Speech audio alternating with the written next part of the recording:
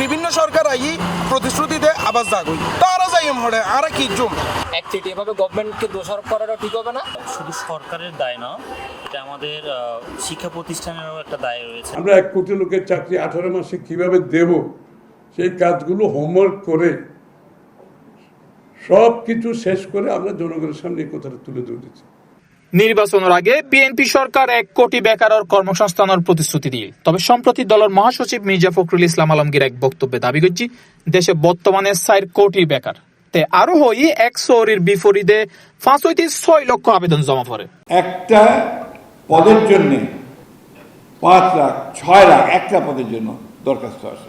এটি কয়েকজন শিক্ষার্থী এই সংকট লইনে ক্ষোভ প্রকাশ করিয়ে জানায় আর বিভিন্ন সরকার আই প্রতিশ্রুতিতে আবাস দাগুই এই মেধার জুড়ে বহুত কিছু করতাম চাই কিন্তু হনমত সুযোগ ন পাই।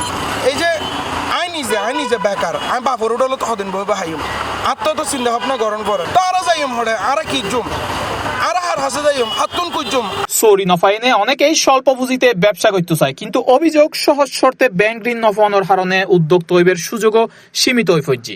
এরকম আমাদের লাখ লাখ শিক্ষার্থী ভাইয়েরা বেকার বা চাকরি খুঁজে পায় না, এরকম কর্মসংস্থানও নাই। এরকম দেখা যায় একটা কর্মসংস্থানের ক্ষেত্রে লোন লাগে, ব্যাংকে তো ওরকম লোন দেয় না, সাপোর্ট দেয় না আমাদেরকে। ধরেন আমার যদি একটা চাকরি করতে মন চাইলো, ধরেন চাকরিটা সরকারি ভাবে আমাদের সরকারে দিতে চাই, তো আমি একটা ব্যবসা করতে চাইলে আমার থেকে একটা পুঁজি লাগবে, ওই পুঁজিটা আমাদেরকে সরকারের সাপোর্ট দেয় না।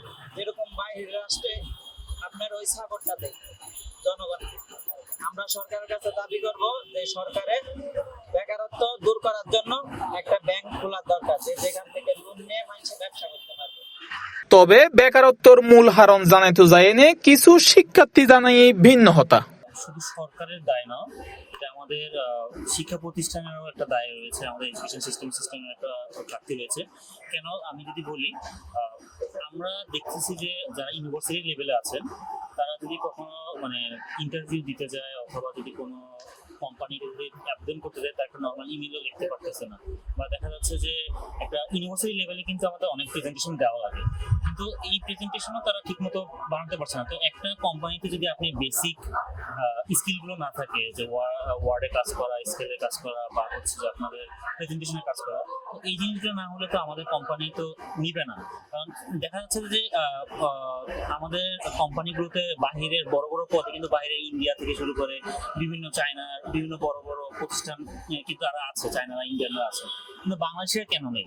এটা কি শুধু কি সরকারের দোষ? আমার মনে হয় যে সরকারের দোষের পাশাপাশি আমাদের শিক্ষা প্রতিষ্ঠানকে আরো গুরুত্ব দিতে হবে। আমরা ম্যাক্সিমাম ক্ষেত্রে গভর্নমেন্টকে দোষারোপ করি যে আপনার ইভেন কি আমাদের এখন যে গভর্নমেন্ট আছে, বিএনপি গভর্নমেন্টও বলছে যে 1 কোটি কর্মসংস্থানের ব্যবস্থা করে দিবে, এটা নিয়ে অনেক বেশি ক্রিটিসাইজ হচ্ছে ইদানিং।